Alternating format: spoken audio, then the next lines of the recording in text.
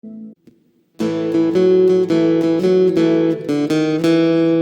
cosas que yo no comprendo, lugares a ido yo no iré, pero sí sé, y es verdad que mi Dios es real porque lo siento en mi ser. Mi Dios es real, real en mi ser. Él me ha lavado con su sangre carmesí, su dulce amor es para mí. Si mi Dios es real porque lo siento en mi ser, y yo no comprendí lo que sentí cuando Jesús me perdonó, pero sí sé, y es verdad que mi Dios es real porque lo siento en mi ser. Mi Dios es real, real en mi ser. Él me ha lavado con su sangre carmesí, su dulce amor es para mí. Si mi Dios es real porque lo siento en mi ser. Si mi Dios es real porque lo siento en mi ser. Si mi Dios es real porque lo siento en mi ser.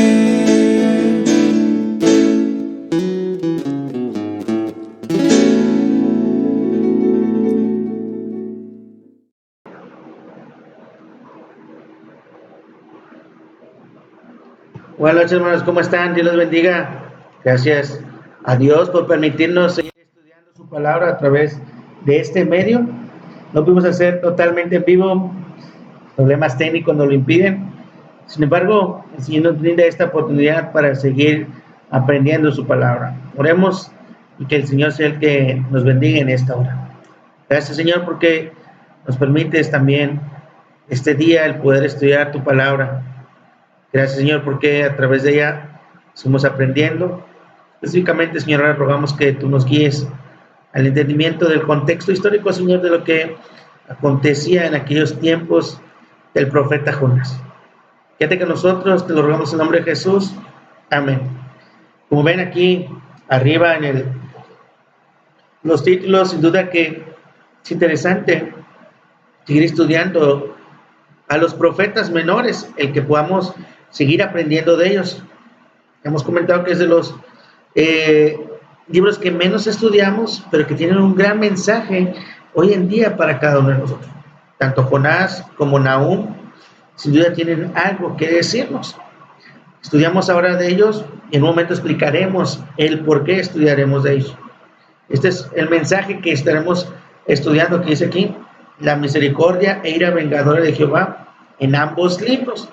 Y pues esperamos a que nos acompañen miércoles, domingos, para que llegamos el orden de los estudios que estaremos compartiendo. Bueno, comenzaremos con el libro de Jonás, la misericordia de Dios para el pecador arrepentido. Es algo muy importante e interesante. ¿Quién de nosotros no ha recibido la misericordia de Dios? Todos nosotros. ¿Por qué la hemos recibido? Por el afecto de su voluntad, por su bondad y por su amor por cada uno de nosotros. Voy a desaparecerme un tantito para poder ver estas siguientes gráficas. Nos encontramos en el reino del norte, que es este de aquí arriba, el reino del norte. Como pueden ver aquí, ustedes dice el exilio de Israel. Aquí está el profeta Nahum, dispersados por Asiria. Aquí dice desaparece Israel y se forma Samaria. Por si no alcanzan a entender estas letras muy pequeñas, es lo que dice. Aquí está Jonás, está predicando más o menos en el tiempo de todos estos reyes, específicamente aquí, Jeroboam II, estos son los últimos reyes, y Oseas es el que le tocó vivir la deportación de Israel a Siria.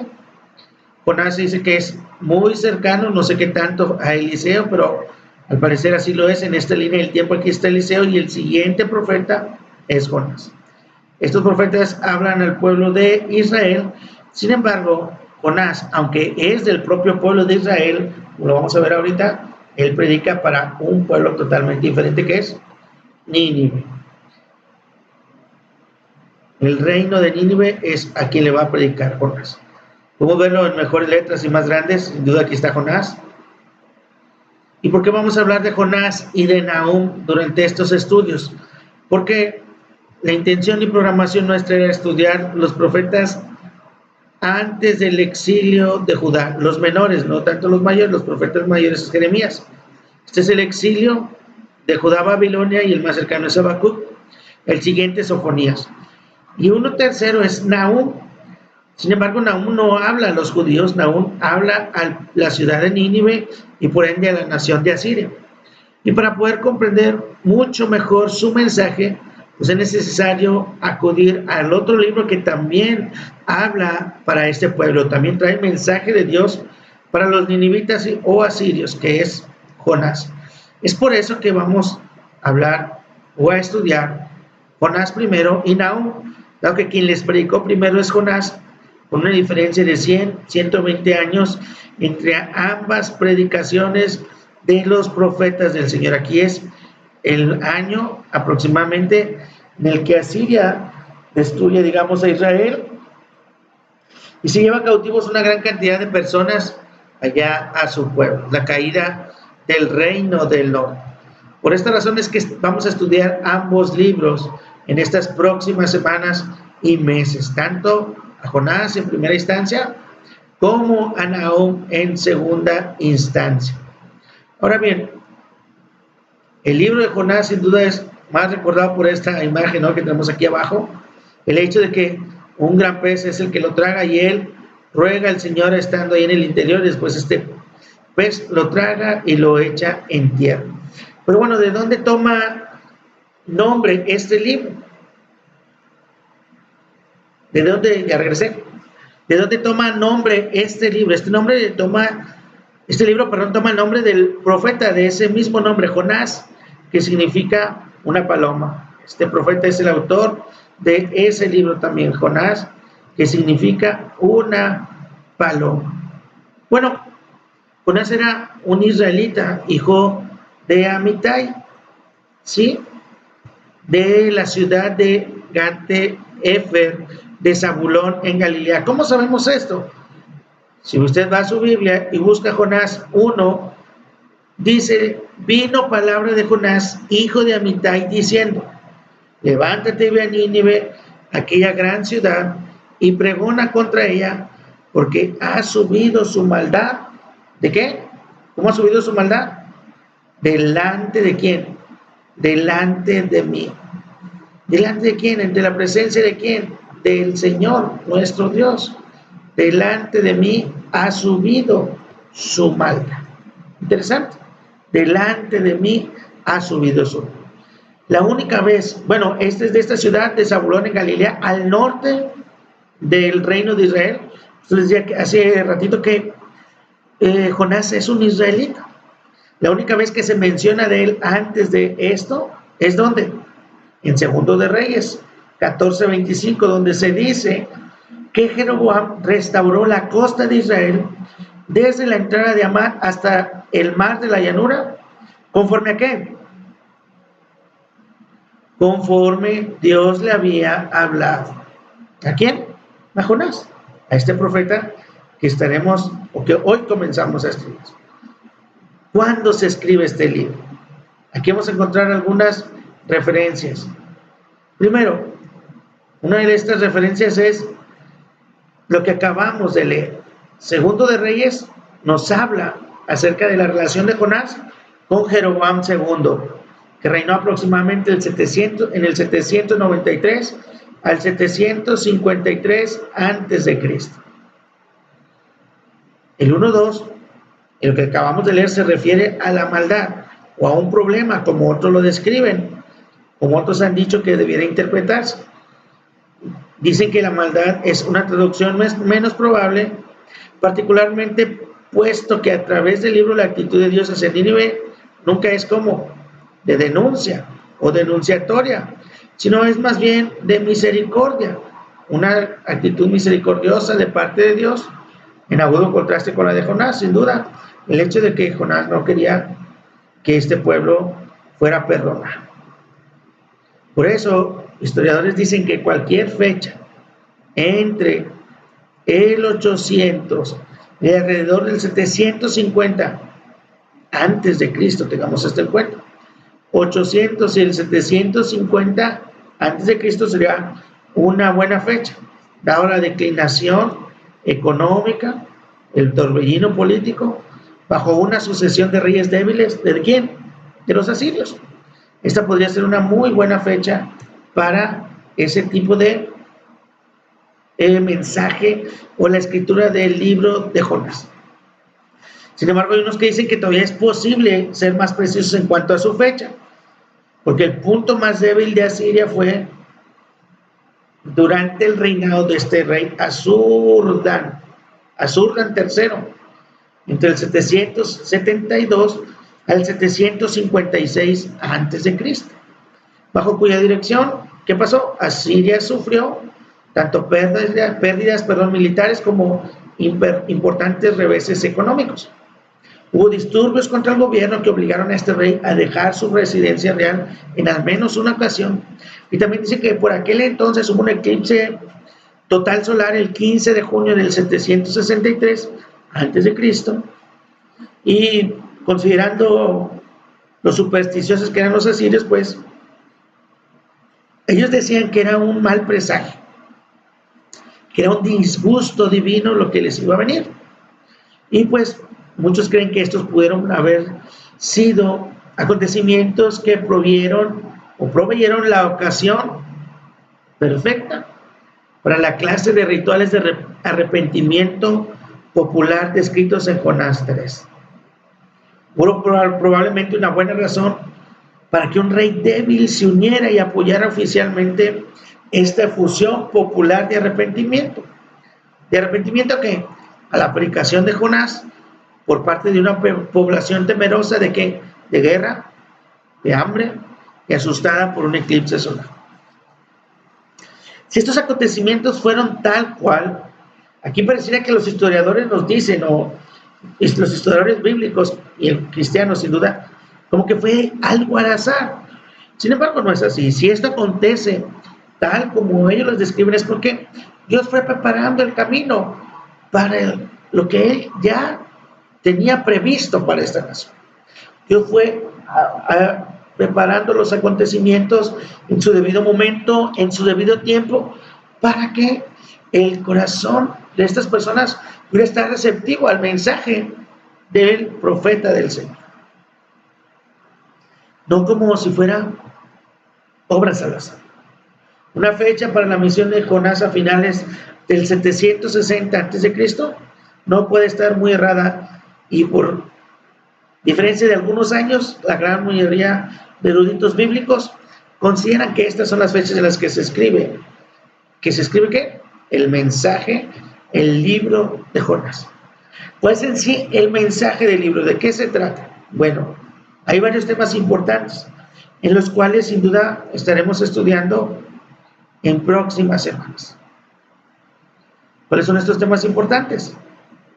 El libro de Jonás presenta un contraste entre dos cosas: la rebeldía de Jonás, su nula compasión hacia sus enemigos, pero sí la compasión de Dios por ellos. Se enfatiza la manera en cómo Jonás intenta resistir la misión de Dios yendo a otro lugar, no quiere ir a predicar esta advertencia sobre Nínive, una ciudad asiria antigua, porque sabía Jonás que esta advertencia podría llevar al pueblo de Nínive a arrepentirse y ser perdonado. Pareciera que esto es lo que no quería Jonás. Este era el resultado al que él se oponía, porque era un cruel enemigo de Israel, este pueblo de Asiria. Así como muchas otras naciones lo fueron, Asiria fue terrible también con Israel.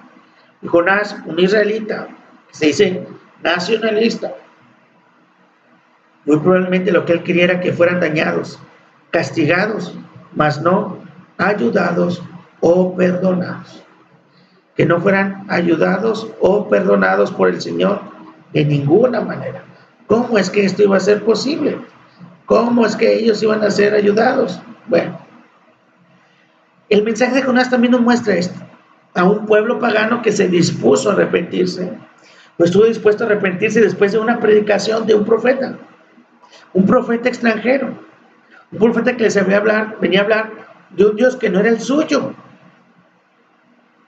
Pero también nos muestra el contraste. Un pueblo que se jacta de ser el pueblo escogido de Dios, pero que no se arrepentía, aun y cuando era amonestado una y otra vez por sus propios profetas a lo largo de todas las épocas. Si pensamos en esto, el llamado al arrepentimiento de este pueblo pagano, pues Jonás, salvado de las garras de la muerte, podría haber sido el profeta perfecto para llamar al arrepentimiento a Nínive, porque él experimenta esta situación dentro del pez, se arrepiente, ora al Señor y el pez lo deja en tierra, lo escupe en tierra. El mensaje era el llamado al arrepentimiento. Debía de tener él también compasión de esta ciudad, dar esperanza a Nínive condenada a esta como ella estaba en maldad, pero que fuera un llamado también para que se fuera aplazando ese castigo por la condición de ese arrepentimiento. También es notable aquí la paciencia y misericordia de Dios. ¿En contraste con qué? Con el egoísmo y la dureza del corazón del ser humano. El que se hable de esta aplicación de Jonás a este pueblo malo, a este pueblo pagano, no significa que haya universalismo, como aquí describe, que no es universalismo. ¿Qué es el universalismo? Que todas las personas pueden ser salvas, o que de todas las naciones pueden recibir la bendición de Dios, de ser salvos, de ser escogidos. No es así. Sí, todas las naciones, toda la tierra reciben ciertas bendiciones de Dios por ser creación de Dios. Los incrédulos se benefician de muchas bendiciones de Dios. Esto también es compasión de Dios para ellos, pero no por eso quiere decir que son sus hijos, que son salvos o que son su pueblo escogido. No, no es así. La Biblia describe que solo ciertos son parte del pueblo de Dios. El libro pues también, bueno, esto lo vamos a ir viendo conforme estemos estudiando a detalle el libro. También el libro nos presenta una de varias anticipaciones del Antiguo Testamento acerca de la ampliación del nuevo pacto del reino de Dios, es decir, de cómo son incluidos los gentiles dentro del pueblo de Dios o dentro de los creyentes, tanto israelitas como no israelitas. Y muy importante esto, una versión temprana de las enseñanzas, aquí lo califican como radicales del Señor Jesús. La ley dice esto, pero yo digo esto. Le dice esto otro, yo digo esto. En varias ocasiones dijo Jesús. Y aquí una de ellas es la importancia de amar a ¿quién? La importancia de amar a ¿quién? A los enemigos. La importancia de amar a los enemigos. ¿Qué dice el Nuevo Testamento acerca de Jonás? ¿Qué nos dice el Nuevo Testamento acerca de Jonás? Es importante recordar que según Lucas 11:32, Jesús usó esta experiencia de Jonás para enseñar a los judíos que la gente se arrepintió al oír el mensaje de Jonás. ¿Qué gente? gente que no conocía a Dios, que no conocía a Jehová de los ejércitos, gente que no le adoraba, gente que no le interesaba. Se arrepintieron al mensaje del profeta. Y Jesús le está hablando a judíos, especialmente a fariseos. Y les dice, ustedes tienen un corazón muy duro por no arrepentirse ante el mensaje de uno mayor que Jonás que les está predicando. Les está diciendo, el Mesías les predica, el Mesías les está hablando las buenas nuevas, el Mesías los llama al arrepentimiento y ustedes no se arrepienten. Y el Mesías es mayor que Jonás, porque el Mesías es el eterno Hijo de Dios, el Dios verdadero, el Jehová de los ejércitos, y ustedes no son movidos en sus corazones al arrepentimiento. Yo me adelanté un tantito.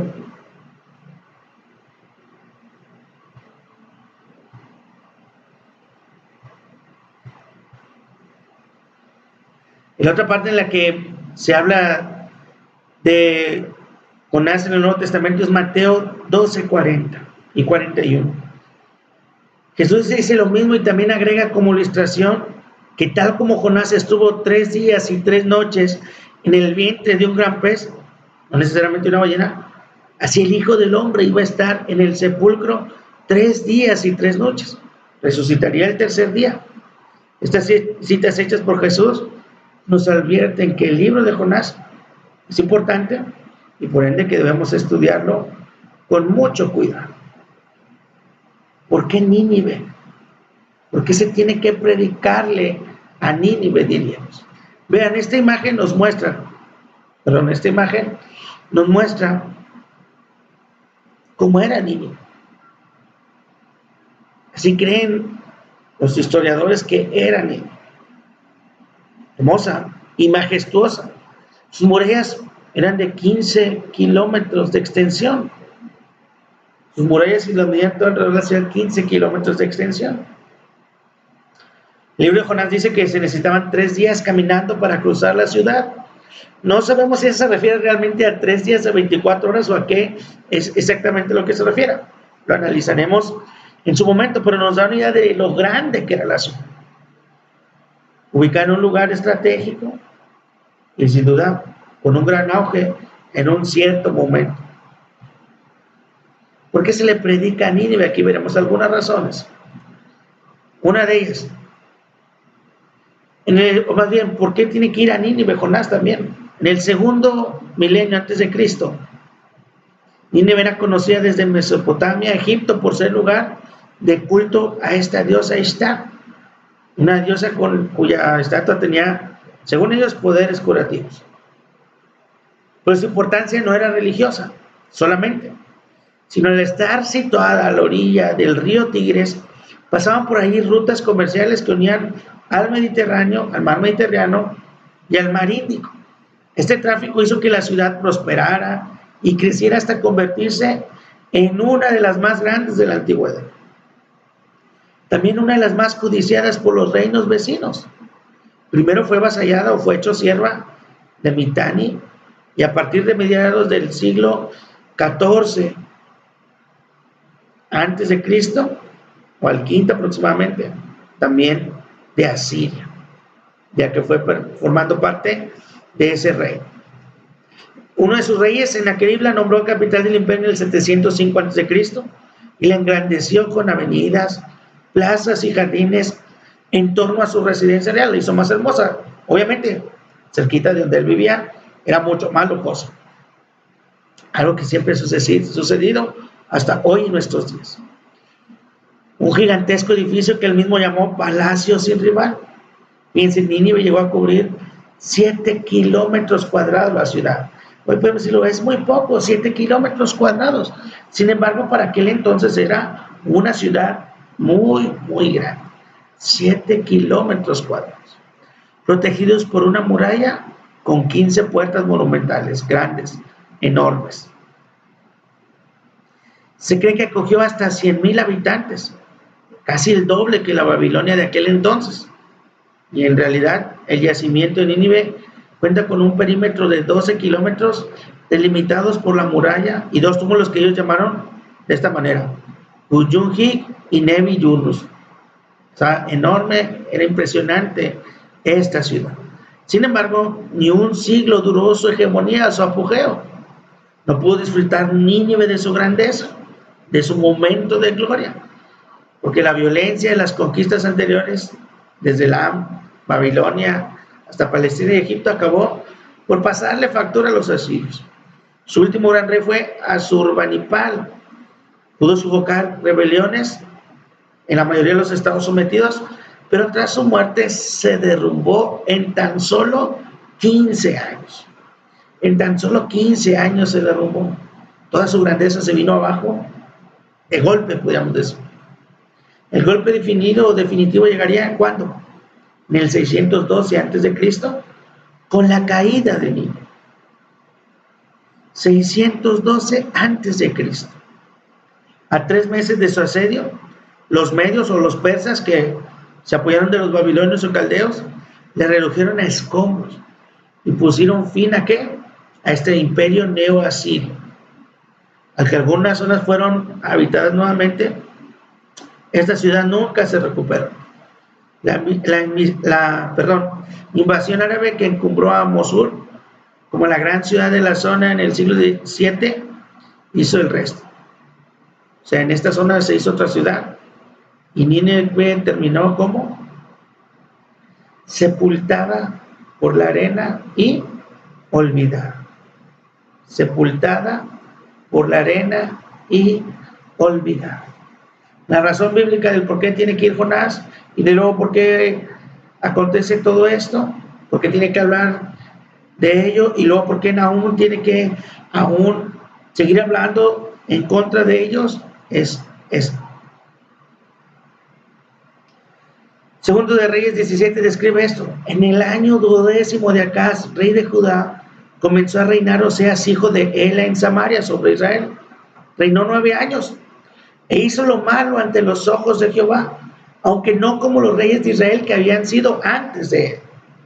Contra este subió Salmanasar, rey de los asirios, y Oseas fue hecho su siervo, le pagaba tributo. Mas el rey de Asiria descubrió que Oseas conspiraba, porque había enviado embajadores a So, rey de Egipto, y no pagaba tributo al rey de Asiria, como lo hacía cada año. Por lo que el rey de Asiria le detuvo, le aprisionó en la casa de la cárcel, y el rey de Asiria invadió todo el país y sitió a Samaria, y estuvo sobre ella, ¿cuánto? 3 años. En el año 9 de Oseas, el rey de Asiria tomó Samaria y llevó a Israel cautivo a Siria, y les puso en Halach, en Abor, junto al río Gozán, y en las ciudades de los medos o persas.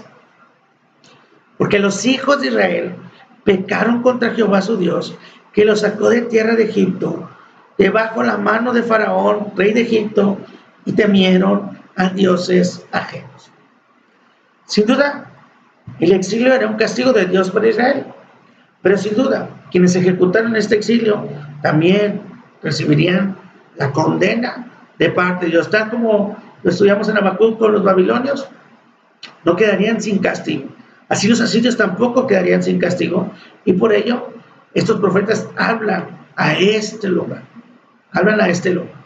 Con Jonás se arrepintieron, con Nahum ya no fue así, y vino la destrucción del pueblo asirio. Vean esta información interesante. 200 años y 19 reyes después del tiempo de Salomón. Sí, solamente 200 años después de Salomón cayó el reino del norte, el reino de Israel. No fue porque Dios fuera incapaz de ayudar a Israel, sino porque lo habían abandonado en gran forma a este Dios. Lo habían ignorado su guía, su corrección, que él, digamos, paró de protegerlos activamente un momento, los dejó de esta forma degenerarse y luego llevarlos al exilio. no estuvo la mano de Dios completamente lejana a su pueblo. Siempre hay alguien en su pueblo que le adora. Sin embargo, la gran mayoría se rebeló contra él. La gran mayoría no siguió su vida. Y luego vinieron las consecuencias de su pecado. La consecuencia es ser llevado cautivo así. Cuando Asiria se llevó a Israel cautivo, a Asiria, para la redundancia, siguieron su costumbre habitual. ¿Cuál es la costumbre de los asirios? Despoblaban y exiliaban a una comunidad conquistada. Llevaban a los cautivos lejos en viajes de cientos de millas. Fíjense qué terrible. Los cautivos iban desnudos, atados juntos, con un sistema de cuerdas y anzuelos perforados a través de ¿qué? De su labio inferior. ¡Qué dolor! ¡Qué humillación! Dios es lo que se aseguraría, que fueran guiados de esta humillante manera a través de los muros destruidos de sus ciudades conquistadas. Algo que predijo el profeta Amós. Sagón II, el hermano y sucesor de Salmanasar, terminó el sitio, o al menos él se dio el crédito del exilio de los judíos, de los israelitas, perdón. Y él dijo esto: los hombres de Samaria con su rey fueron hostiles hacia mí y se juntaron para no continuar con sus obligaciones de vasallos y traerme tributo, por lo que pelearon contra mí. Tuve un enfrentamiento con ellos y tomé como despojo ¿a qué? A 27,280 personas con sus carros y a sus dioses en quienes confiaban. Incorporé 200 carros a mi ejército. Al resto del pueblo los hice morar en Asiria. Yo restauré la ciudad de Samaria y la hice más grande que antes. Esto es algo de lo que él dijo, y esta es la referencia de donde se menciona esto. Él se da totalmente el crédito de ello. Fueron trasladados los israelitas a más de 700 kilómetros de distancia. Imagínense caminar, con aquí un anzuelo. No sé en qué condición llegaría. A una media luna fuerte y la ida en Asia, donde perdieron ¿qué? Su identidad al mezclarse con la población nativa. ¿Con quién? Con la gente de esos lugares, con las personas de estos lugares. Es lo que pasó con el reino del norte. Los judíos perdieron toda identidad nacional porque se mezclaron con personas de todas las naciones. Ya digamos, no eran judíos puros. Para ocupar las regiones despobladas de que había quedado de Israel, los asirios llevaron ahí a deportados de otras regiones, que al mezclarse con la población nativa, es decir, con los israelitas, se convirtieron en lo que las generaciones posteriores se llamaban samaritanos. ¿Se recuerdan los samaritanos en tiempos de Jesús? Pues eran, digamos, descendientes del reino del norte. Los samaritanos adoptaron el culto a Jehová, así como las tradiciones principales de los israelitas. Sin embargo, como nación tal, Israel ya no vuelve a existir. Ya desapareció de la historia y ahora se convierte en otra nación totalmente distinta. En otra nación que tiene principios para adorar al Señor, pero que ya no permaneció pura en lo que ellos creen. Ahora se convierte en el pueblo, la nación de ¿qué? De Samaria. Un pueblo en el que los judíos, después del exilio de Babilonia, no respetaban, no querían reunirse con ellos, no querían ninguna relación con ellos, porque ya no eran judíos, ya eran una mezcla de judíos con asirios, con X, Y o tal nación, ya no eran puros, y por ende ellos ya no merecían el respeto ni el hecho de ser llamados hermanos. Por eso tanto conflicto entre judíos y samaritanos observamos en el Nuevo Testamento. A grandes rasgos, esto es lo que sucede en el entorno social de Nínive y del tiempo en que Jonás predicó. El domingo comenzamos ya en sí el estudio bíblico, lo que el Señor quiere transmitir por medio de Jonás, de este profeta, y lo que tiene que decirnos también a nosotros hoy. Agradecemos que hayan estado este tiempo con nosotros. Oremos al Señor para que nos guarde, para que siga bendiciendo de nuestras vidas. Alabado sea, Señor, porque eres bueno con nosotros, grande misericordia. Oramos ahora que mediante este estudio de estos libros de tu palabra, tú también seas el que nos guíe, Señor. Que tu Espíritu Santo nos guíe a toda verdad. Ayúdanos, Señor, a poder comprender tu mensaje y a poder, Señor, practicarlo en nuestras vidas. Te alabamos y te glorificamos y rogamos que bendiga, Señor, la vida de todos nosotros. En el nombre de Cristo Jesús te lo imploramos. Amén. Que el Señor me los bendiga, hermanos. Nos vemos durante nuestra próxima transmisión. Dios me los guarde.